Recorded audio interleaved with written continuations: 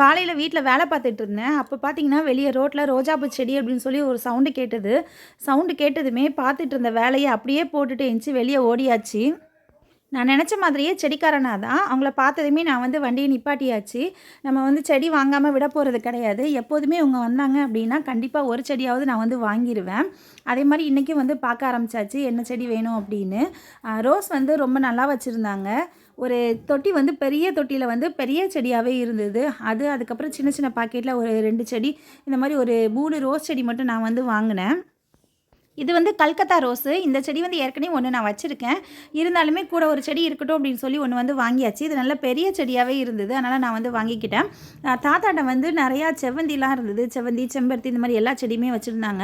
இவங்க பார்த்திங்கன்னா நம்ம தூத்துக்குடி இசக்கியம்மன் கோயில்கிட்ட வந்து கடை வச்சுருப்பாங்க. அவங்க தான். இந்த 3 செடி தான் நான் வந்து வாங்கியிருந்தேன். இத வாங்கி வந்து நம்ம அப்படியே வந்து வைக்க முடியாது. அவங்க குடுத்த பாட்லயே நம்ம வந்து வைக்க முடியாது. வேற ரீபாட் பண்ணி தான் நம்ம வந்து வைக்க முடியும். இது வாங்கி 4 நாளுக்கு அப்புறமா தான் இந்த வீடியோ வந்து நான் வந்து எடுத்திருக்கேன். இத வந்து நான் வேற ஒரு பாட்ல வைக்க போறேன். இது பார்த்தீங்கன்னா, இது என்னது அப்டின்னா, நான் வெளிய வந்து ரோட்டு வேல பார்த்தாங்க. பார்த்துட்டு அந்த பாதாள சாக்கடைக்கு வந்து பைப்லைன்லாம் குடுத்தாங்க. அவங்க குடுத்தது போக மீதி இருக்கிற சின்ன சின்ன பீஸெல்லாம் வந்து கட் பண்ணி தூர போட்டு போயிட்டாங்க. நான் வந்து அத எல்லாமே வந்து எடுத்து வச்சிருந்தேன். நமக்கு வந்து யூஸ் ஆகும் அப்டின்னு சொல்லி நான் அதில ஒரு 3 பீஸ் கிடைச்சது எடுத்து வச்சிருந்தேன். அதில தான் இன்னைக்கு வந்து நம்ம வந்து செடிய வந்து நட்ட போறோம். செடிக்கு தேவையான மண், உரம் எல்லாமே வந்து நான் ஃபஸ்ட்டே வந்து கலந்து வச்சுக்கிட்டேன்.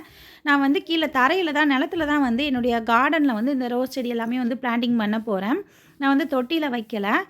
இந்த மாரி நம்ம தரையில வைக்கும்போது, இதில இந்த மாரி ஏதாவது ஒரு இது வச்சோம் அப்டின்னா, நம்ம ஊத்துற தண்ணி, உரம் எல்லாமே வந்து அது உள்ளுக்குள்ளேயே இருக்கும். சிதறி வேற எங்கேயும் வெளிய போகாது. இதில இன்னொரு பெனிஃபிட் என்ன அப்டின்னா, களைச்செடிகள் வந்து நெறைய வந்து மொளைக்கும் நமக்கு கீழ வந்து. அப்போ வந்து இந்த மாரி நம்ம ஏதாவது வச்சு செடி வந்து பிளான்டிங் பண்ணோம் அப்டின்னா, களைச்செடிகள வந்து கிளீன் பண்றது ரொம்பவே ஈஸியா இருக்கும். ஏன்னா கீழ அந்த நான் வச்சுருக்கிற பாட்ட வந்து சுத்தி தான் நமக்கு வந்து செடிகள் வந்து வளரும். ரொம்பவே ஈஸியா இருக்கும். அதனால ஒரு ஒரு செடியா வந்து நான் வந்து நட்டியாச்சு. கடைசியா பெரிய செடியையும் வந்து நம்ம பிளான்டிங் பண்ணியாச்சு. நம்ம செடிய வந்து பாக்கெட்லேருந்து எடுக்கும்போது, அந்த வேர் வந்து எதுவும் ஃபால்ட் ஆகாம நம்ம வந்து பார்த்துக்கணும். இந்த ஒரு செடி மட்டும் ரொம்ப பெரிய செடியா இருந்ததுனால, சப்போர்ட்டுக்கு ஒரு சின்ன குச்சி குடுத்து நான் வந்து கட்டி வச்சுட்டேன். செடி எல்லாமே வச்சு முடிச்சாச்சு. இந்த செடியோட வேர் வந்து நிலம் வரைக்கும் போய் வளர்றதுக்குமே இது வந்து ஃப்ரீயா இருக்கும். நம்ம வீடியோ பிடிச்சிருந்தா லைக் பண்ணுங்க. நம்ம சேனல சப்ஸ்கிரைப் பண்ணாதவங்க சப்ஸ்கிரைப் பண்ணிக்கோங்க. Thank you.